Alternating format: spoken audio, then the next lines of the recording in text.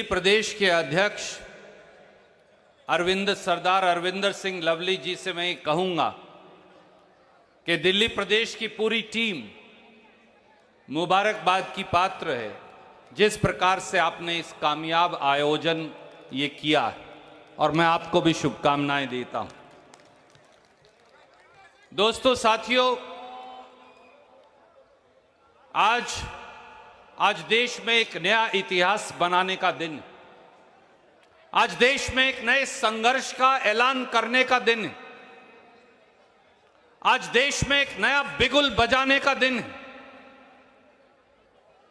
क्योंकि बात यह नहीं कि 146 सांसदों को निष्कासित कर दिया गया, बात यह है कि देश की संसद में अब प्रधानमंत्री नरेंद्र मोदी जी ने विपक्ष मुक्त संसद का गठन कर दिया।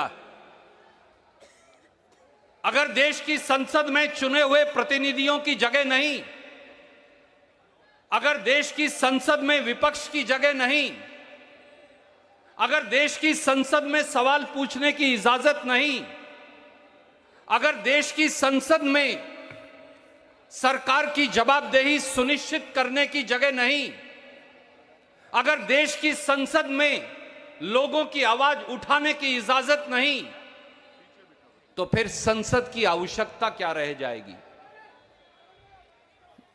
आज जो भारतीय जनता पार्टी की सरकार है, साथियों, उसने देश की संसद के पर एक हमला बोल रखा है। अगर मैं ये कहूंगा तो शायद सही होगा। देश के संविधान पर देश की सरकार ने हमला बोला है। देश के संविधान का गला घोटा जा रहा है। आज भारत का प्रजातंत्र खतरे में है। आज संसदीय मर्यादाओं को बुलडोजर के नीचे कुचला जा रहा है। बोलने की आजादी को रोंदा जा रहा है।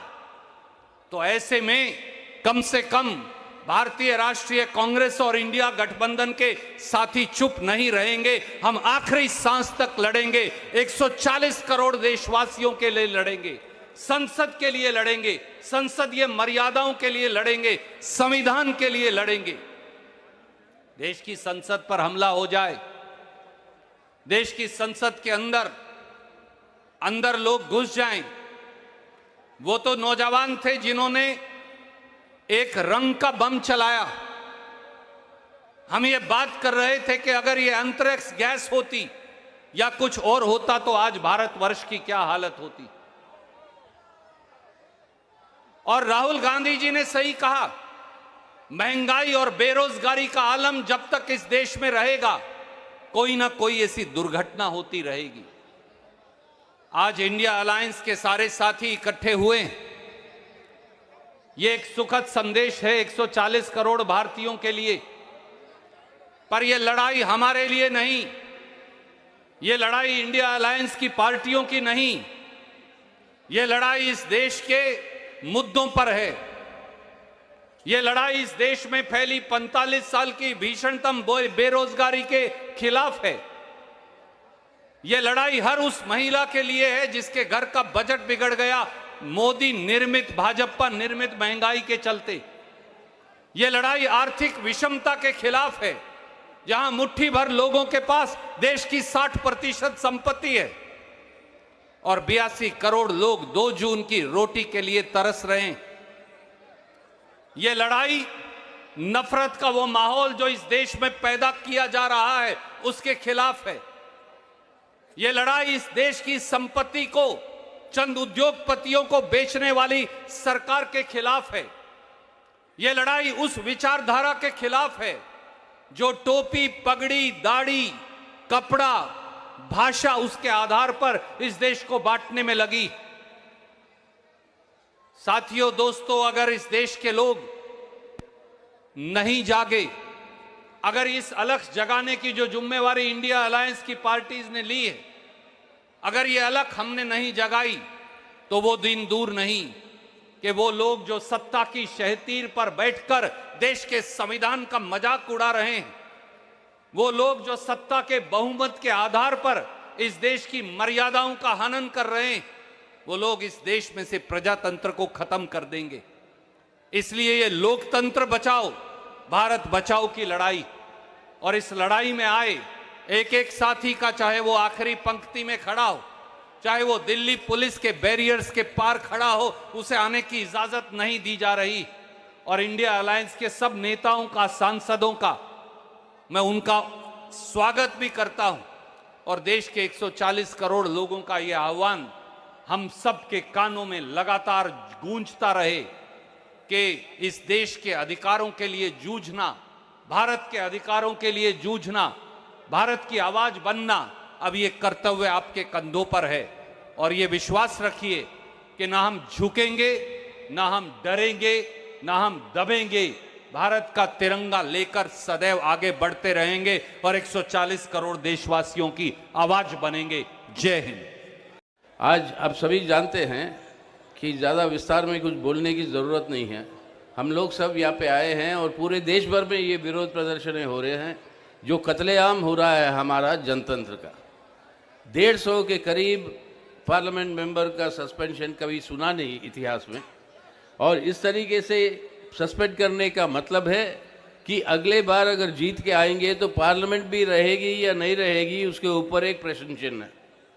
तो आज जनतंत्र को बचाना है, हमारे संविधान को बचाना है, तो ये अनिवार्य है कि आज जो सरकार में है, आज ये भाजपा की जो सरकार है, इस भाजपा को सत्ता से और सरकार से दूर रखना अनिवार्य है, तभी अपना भारत को हम बचा पाएंगे। और उसी संकल्प लेने हम यहाँ पे आए हैं। हम आज हमारे भारत और संविधान को बचाएंगे, और ये बचाने का काम, हमारे संविधान का पहला शब्द क्या है? हम लोग, यानी देश की संप्रभुता हमारी है, यानी लोगों की। और ये संप्रभुता किस तरीके से हम लागू करवाते हैं? हम चुनते हैं हमारे प्रतिनिधि, और वो प्रतिनिधि बनाते सरकार की जवाबदारी है पार्लियामेंट को, और एमपीओ की जवाबदारी है लोगों को। ये है संविधान का सारांश। आज पार्लियामेंट को ही भंग करते हुए, एमपीओ को हटाते हुए, इस संविधान का पूरा रीढ़ की हड्डी को तोड़ रहे हैं मोदी साहब और ये भाजपा की सरकार।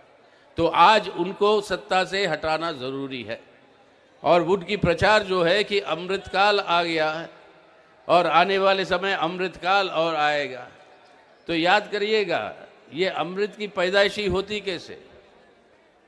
विष्णु पुराना कहता है कि समुद्र मंथन जब चल रही थी तब अमृत का कलश जो है उभर कर आया। सब लोग बैठे हुए थे कि उसको हासिल करने के लिए, और पहला ये अमृत का कलश चले जाता है गलत लोगों के हाथ में। अब गलत लोगों के हाथ से अच्छे लोगों के हाथ में कैसे ले आना, वो एक और कांड है विष्णु पुराना का। वो समय जब आएगा तब बताएंगे। लेकिन आज हम उस मुकाम पर खड़े हैं। अमृत आज गलत हाथों में है। इस गलत हाथों से अमृत को वापस लाना है देश की जनता की भलाई के लिए, अपने देश को बचाने के लिए। तो सही अमृत काल अगर लाना है तो आज जो अमृत गलत हाथों में पहुंचा, उन गलत हाथों को सत्ता से दूर रखना है, उनको अपने सरकार से दूर रखना है, और ये हमारा संकल्प है। तो आज ये हमारी देशभक्ति का प्रतीक है कि आज हमारे देश की संरक्षण संविधान का और जनतंत्र का अगर ये करना है, तो आज हमारी अपील पूरे देश भर में, हम सब पार्टियां यहाँ पे जो 28 पार्टियां हैं, इन सब पार्टियों के घटक पूरे देश भर में इस तरीके के विरोध प्रदर्शन कर रहे हैं, और आने वाले चुनावों में मिलकर चुनाव लड़ेंगे, और लड़कर आज जो है इस सरकार को सत्ता से हटाकर देश को बचाएंगे, जनतंत्र को बचाएंगे। तो इसलिए मेरे साथ आखिर में ये नारा दीजिएगा आप सभी लोग। मैं कहूँगा जुड़ेगा भारत, आप कहेंगे जीतेगा इंडिया। जुड़ेगा भारत, जुड़ेगा भारत, जुड़ेगा भारत। जय हिंद। 13 दिसंबर को इस देश के संसद में जो बात कही, इससे देश के संसद को मजबूत होती है। देश के पार्लियामेंट में कई लोग आ गए, घुसे, वहाँ आकर स्लोगन दे दी, और जो कुछ हुआ वो खाली देशवासियों को और सदस्य को देश के गृह मंत्री ने आकर बताने की आवश्यकता है। इतनी मांग आज आप सभी देश के जानते हैं अल्पसंख्यक पार्टी के लोगों ने की। इसकी कीमत 140 से ज़्यादा सांसदों को सदन के बाहर रखने का काम मोदी सरकार ने किया। वो समझते हैं कि विपक्ष के लोगों के खिलाफ इस तरह से कदम उठाएंगे तो देश की विपक्ष उनका आवाज़ हम बंद कर सकते हैं। मैं इतना ही कहना चाहता हूँ कि देश की संसद हो, प्रजातंत्र हो, इसके बचाने के लिए जो कुछ कीमत देनी पड़ेगी वह कीमत देने के लिए आज मंच पर बैठे हुए सभी राजनीतिक दल पूरे दिन से तैयार है। संकट बड़ा है। आज गांव-गांव में हम जाकर देखते हैं इस देश के गरीब लोगों की भूख की समस्या हल करने वाला किसान आत्महत्या के रास्ते पर जाता है। फैक्ट्री में काम करने वाला नौजवान कारीगर आज अपनी मेहनत की कीमत मिलती नहीं, इसलिए दुखी है। हम देश में गांव में रहने वाला आदिवासी हो या दलित हो, अपनी समस्या के हल होते नहीं, इसलिए वो दुखी है। और ये सब करने वाली, ये सब नौबत वाली एक ही पीढ़ा है। इस पीढ़ा का नाम भारतीय जनता पार्टी है और इसलिए आप लोगों को, हम लोगों को ये जिम्मेदारी लेनी पड़ेगी। अभी चाहे वो मेहनत करेंगे, चाहे इसकी कीमत देंगे, मगर प्रजातंत्र पर हमला करने वाली ये सांप्रदायिक शक्ति हम दूर करेंगे। ये दूर करने के लिए हम एक रहेंगे, इतना ही विश्वास यह ठिकाने मैं दिलाता हूँ और आपकी इजाज़त लेता हूँ। जय हिंद।